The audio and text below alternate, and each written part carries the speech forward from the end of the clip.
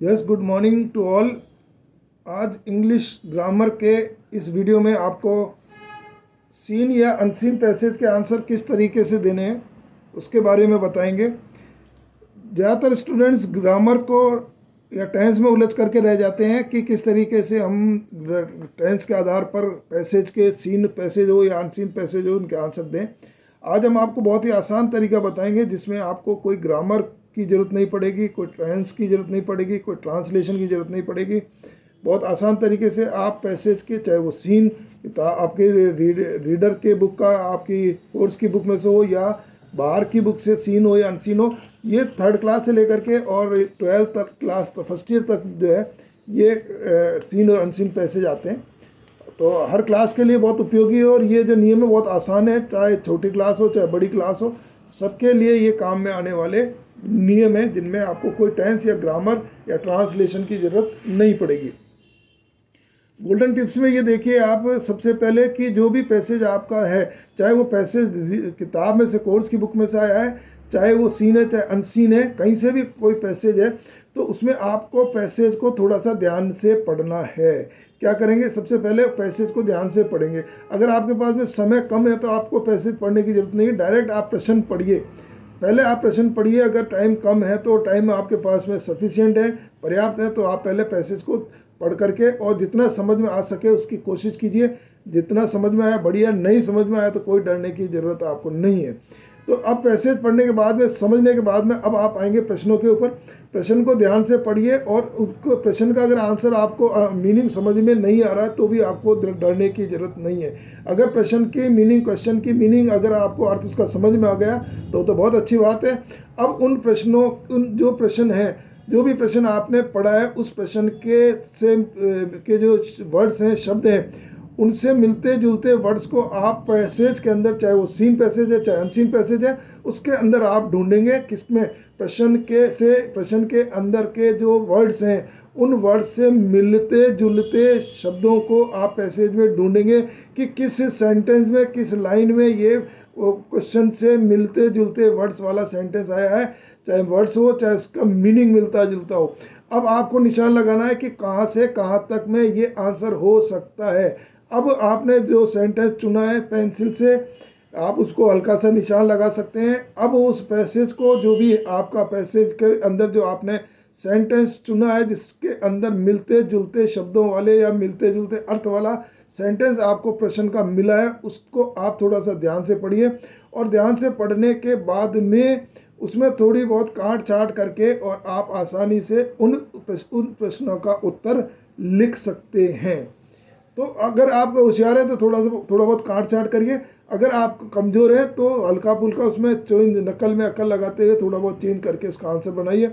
और अगर आपके बिल्कुल भी समझ में नहीं आ रहा है कि क्या तो प्रश्न है क्या आंसर है, तो भी डरने की ज़रूरत नहीं है। आप उसमें हल्का सा दिमाग लगाते हुए या पूरा का पूरा सेंटेंस जितना है वो आप ऐसे कैसे, अगर चेंज हो सकता है तो चेंज करिए हल्का फुल्का, और नहीं चेंज होता है तो आप ऐसे कैसे उतार के आ जाइए। आपका आधे नंबर की पूरे चांसेस रहेंगे।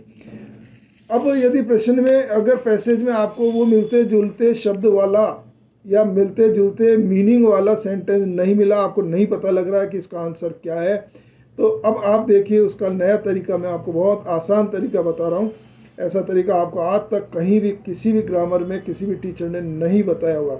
अब देखिए ये सेकंड नंबर, यदि पैसेज में प्रश्न का आंसर नहीं बैठे तो प्रश्न में से, अब आपको क्या करना है, प्रश्न में से WH वाले प्रश्नवाचक शब्दों को हटा दीजिए। जैसे वैन है, वाई है, वेयर है, वहू है, हाउ है, इन शब्दों को आप हटा दीजिए। क्या करेंगे, अगर आपके प्रश्न का से मिलता जुलता आंसर पैसेज में नहीं मिल रहे हैं तो आपको क्या करना है, प्रश्न में से WH वाले वर्ड्स जैसे वैन, वाई, वेयर, हु आदि को हटा लेना है, और उसके साथ में अगर डू, डज या डिड भी है तो उनको भी हटा लेना है।